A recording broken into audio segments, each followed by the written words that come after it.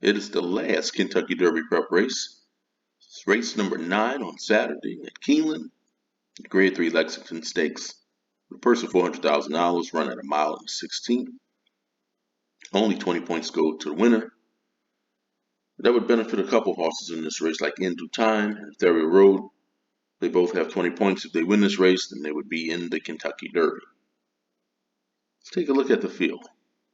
Look at the one horse, Midnight Chrome. A couple races back in the Remsen. He finished third, behind a couple pretty good horses in Modonigo and Xander. Now, he was a distant third. He lost by nearly 10 lengths. He was 41-1 in that race, and he outran his odds.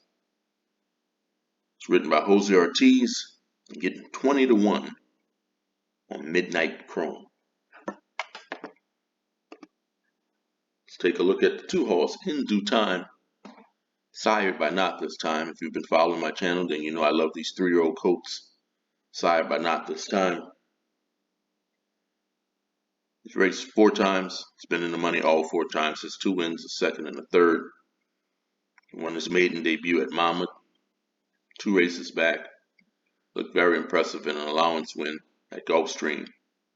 Then last time out in the Fountain of Youth, finished second to Simplification. In a race without much pace, I think In Due Time is going to be forwardly placed and pretty close to the lead. I like him at 3-1. I'm using In Due Time on my tickets. Let's take a look at the 3 horse, We All See It. His third race at Indiana looked very impressive in his maiden win, winning by 11. Then last time out at the fairgrounds, he won an allowance race and put up a pretty nice speed figure in that race. Getting 15-1 on We All See It, written by Luis Saez. Take a look at the 4 horse, Ethereal Road. Last time we saw him was last week at the Bluegrass Stakes, and he didn't do well. He finished 7th. So he's coming in for 7-day rest. It'll be interesting to see how he handles that. I'm going to tell you something. He's a closer, and I just don't see a lot of pace in this race. So I'm not sure how that's going to affect him. But you're getting 10-1 on Ethereal Road. Then there's the 5 horse, Howling Time. He looked really good as a 2-year-old in his first couple races when he broke his maiden at Churchill. Next time out, he won the Street Sense by 3 1/4. His third race in the Kentucky Jockey Club, he faded badly in that race, finishing 5th. Then he took on some pretty decent horses in Smile Happy, Classic Causeway, and White Barrio. In his 3-year-old debut after being off for several months, he just didn't race well at all in that Fountain of Youth, finishing 9th. I'm going to tell you, you decide by Not This Time. You're getting 15-1 on Howling Time. I'm going to use him underneath on my tickets at 15-1. Let's take a look at the 6 horse, Skate to Heaven. He recently broke his maiden at Oaklawn. Put up a really nice speed figure in that race. Getting 30-1 on Skate to Heaven. 7 horse, Major General. Now, his first couple races, he looked good in both of them. Maiden debut win at Saratoga. Next time out on the Grade 3 Iroquois at Churchill Downs.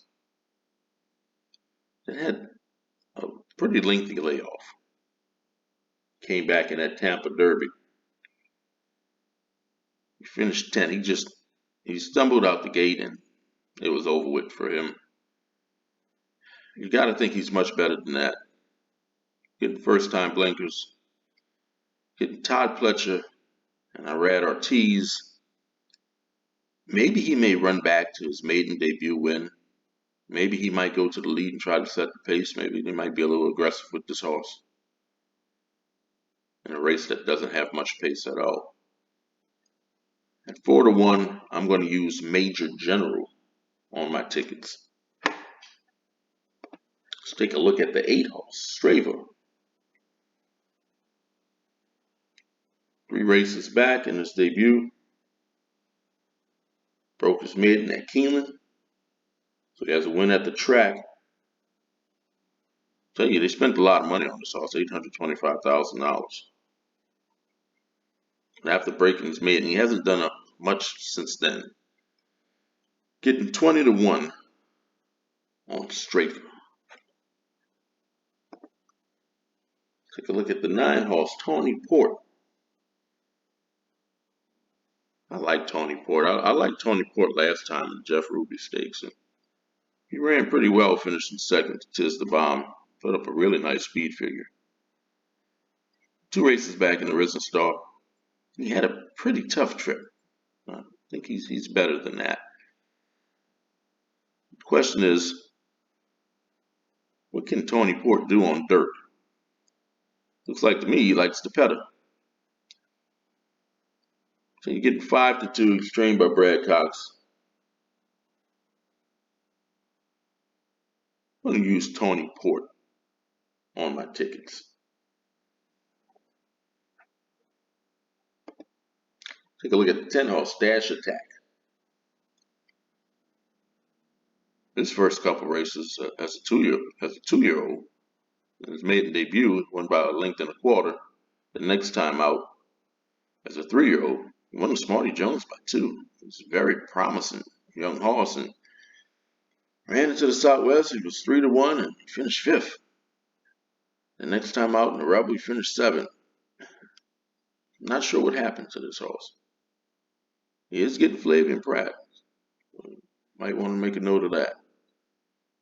The question is does he prefer a wet surface? And it kind of looks that way. You know, if you get some rain on Saturday, you may want to consider this horse, Dash Attack. That post position is pretty tough for him, though. But you're getting 10-1 on Dash Attack, ridden by Flavian Pratt. Then there's the 11-horse, Call Me Midnight.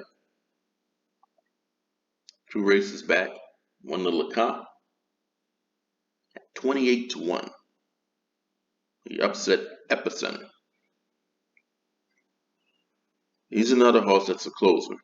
He's going to need some kind of pace up front. And I'm just not sure if he's going to get it. And that 11 post position isn't the best post position in the world. But y'all getting 6-1 on a horse that beat Epicenter.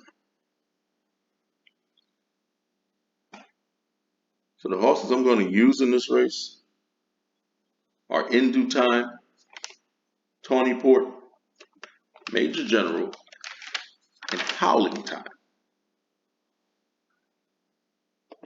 I'm going to pick to win the 2-horse In Due Time at 3-1. One with In Due Time to win the Lexington Stakes. If you haven't subscribed, hit the subscribe button, smash that like button. Let me know who you're picking in the Grade 3 Lexington Stakes. Leave me a comment. Good luck.